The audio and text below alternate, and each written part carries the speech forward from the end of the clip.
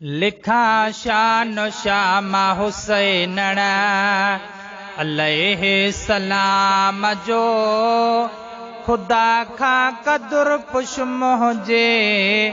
आली मकाम जो है लिखा शान शाम हुसैन हिकड़े भेरे हिकड़ो जनाज़ो शहर में दाखिल थियो हो सवाब खातर इब्न अली भी उन में शामिल थियो हो। हिकड़े भेरे हिकड़ो जनाज़ो शहर में दाखिल थियो हो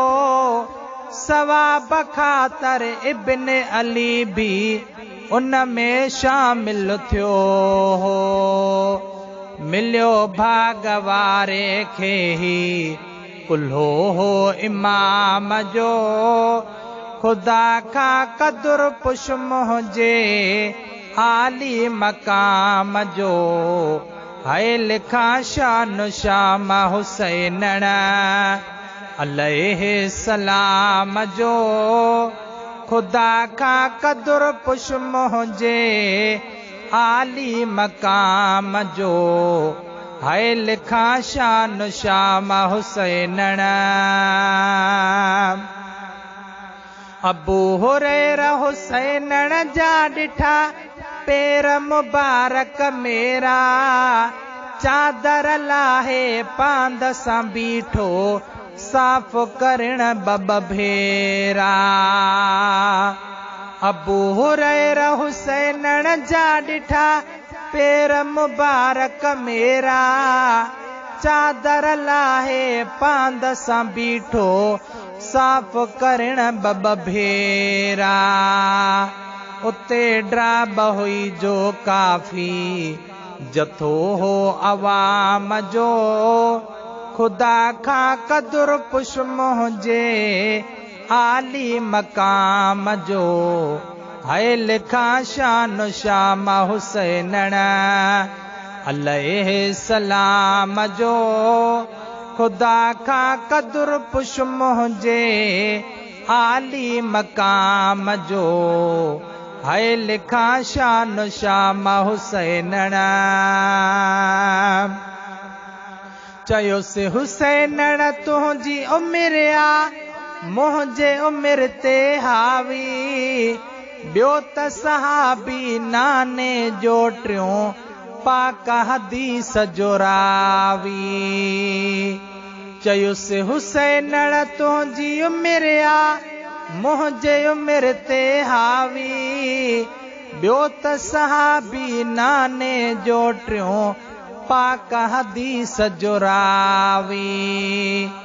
इहो कम जुगा ए मूंखे तुझे एहतराम जो खुदा खा कदुर पुश मुझे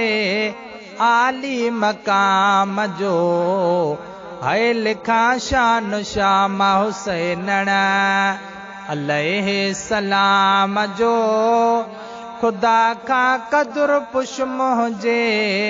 आली मकाम जो है लिखा शान शाम हुसैन।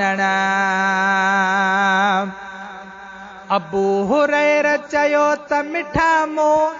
वक़्तु उहो बि ॾिठो हो तोखे कुलनि ते हलंदो खणी महबूब खुदा जो मिठो हो। अबू हुरैरा चयो त मिठा मो वक़्तु उहो बि ॾिठो हो तोखे कुलनि ते हलंदो खणी महबूब खुदा जो मिठो हो। ॾिठो में प्यारो तो सां एॾो मदीने जे जाम जो खुदा खा कदुर पुश मुझे